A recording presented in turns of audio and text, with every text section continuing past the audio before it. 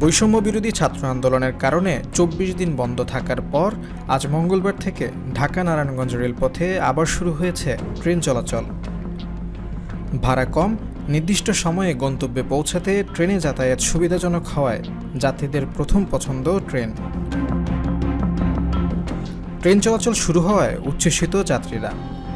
যাত্রী কম থাকলেও ২-১ দিনের মধ্যে স্বাভাবিক হবে বলে মনে করেন নারায়ণগঞ্জ স্টেশন মাস্টার। বৈষম্য বিরোধী ছাত্র আন্দোলনের কারণে ঢাকা-নারায়ণগঞ্জ রুটে ট্রেন চলাচল বন্ধ করে দেয় কর্তৃপক্ষ। এ রুটে প্রতিদিন ৮ জোড়া ট্রেন আসা যাওয়া করত। এতে ভোগান্তিতে পড়ে হাজার হাজার ট্রেনের যাত্রী। তাদের অতিরিক্ত ভাড়া দিয়ে বাসে যাতায়াত করতে হয়। প্রতিদিন ট্রেনে স্কুল, কলেজ, অফিস, আদালতগামী হাজার হাজার যাত্রী যাতায়াত করেন। আজ ভোর ৫টা ১৫ ঢাকার কমলাপুর থেকে ছেড়ে ট্রেনটি ৬টায় নারায়ণগঞ্জ রেল স্টেশনে এসে পৌঁছায়। নারায়ণগঞ্জ থেকে সকাল ৬টা ২০ ট্রেনটি ঢাকার উদ্দেশ্যে ছেড়ে যায়। এ রুটে ভাড়া ২০ টাকা।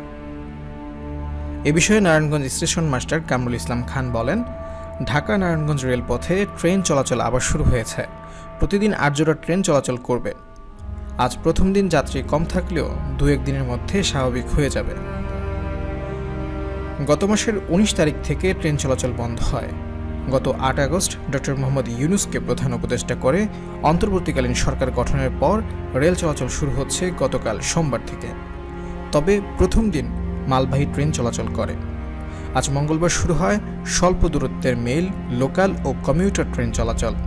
আগামী বৃহস্পতিবার থেকে আন্তনগর ট্রেন চলাচলের কথা রয়েছে। গত রোববার প্রধান উপদেষ্টা ডক্টর মোহাম্মদ ইউনূস বিভিন্ন মন্ত্রণালয়ের সচিবদের নিয়ে বৈঠক করেন।